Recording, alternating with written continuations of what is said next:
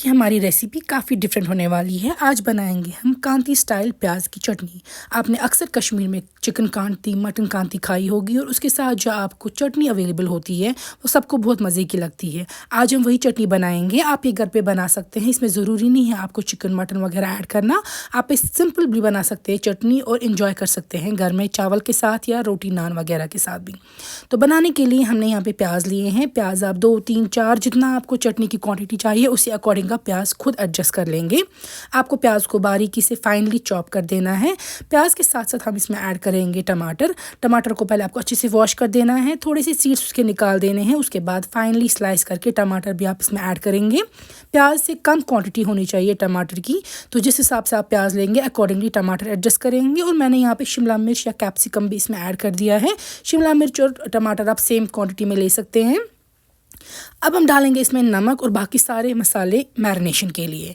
तो यहाँ पे मैं ऐड कर रही हूँ इसमें लाल मिर्च 1 चम्मच तक। साथ में इसमें घर में आपके पास जो भी अवेलेबल स्पाइसेस है आप वो ऐड कर दीजिएगा इसमें। यहाँ पे मैं ऐड कर रही हूँ साथ में हल्दी आधी चम्मच। इसके बाद हम इसमें ऐड करेंगे फेनल सीड या सौंफ का पाउडर 1 चम्मच तक। जिंजर पाउडर इसमें डाल देंगे हम आधी छोटी चम्मच, काफ़ी कम। उसके बाद मीट मसाला का पाउडर 1 चम्मच मैंने डाल दिया है। अब डाल देंगे यहाँ पे हम धनिया का पाउडर, कोरिएंडर पाउडर 1 चम्मच। और इसके साथ साथ मैं डाल रही हूँ ज़ीरा थोड़ा सा। अगर आपको पसंद नहीं है आप अवॉइड कीजिएगा। अच्छे से प्रॉपरली आपको इनको मिक्स करना है ताकि जो स्पाइसेस हमने ऐड किए हैं वो प्याज, टमाटर और शिमला मिर्च के साथ अच्छे से कोट करें इनको।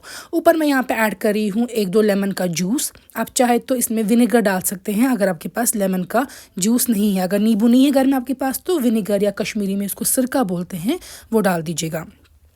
सारे स्पाइसेस को अच्छे से कोट कर दिया है हमने। अब हम रखेंगे ये मैरिनेशन में कम से कम आधा घंटा, ताकि फिर जब हम इनको फ्राई करें तो इनके फ्लेवर्स काफ़ी एनहांस होके आए।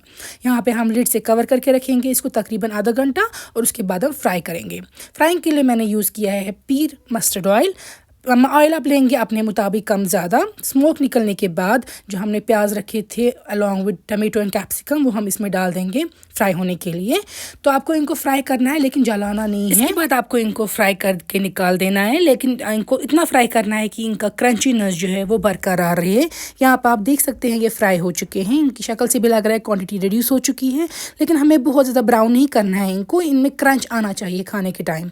तो जब आपकी ये चटनी अच्छे से फ्राई हो जाएगी, तेल साइड्स पे आ जाएगा, तो आपके जो ये कांती स्टाइल प्याज की चटनी है ये तैयार है। आप देख सकते हैं यहाँ पे सब चीज़ें फ्राई हो चुकी हैं लेकिन ओवर फ्राई नहीं हो चुकी है।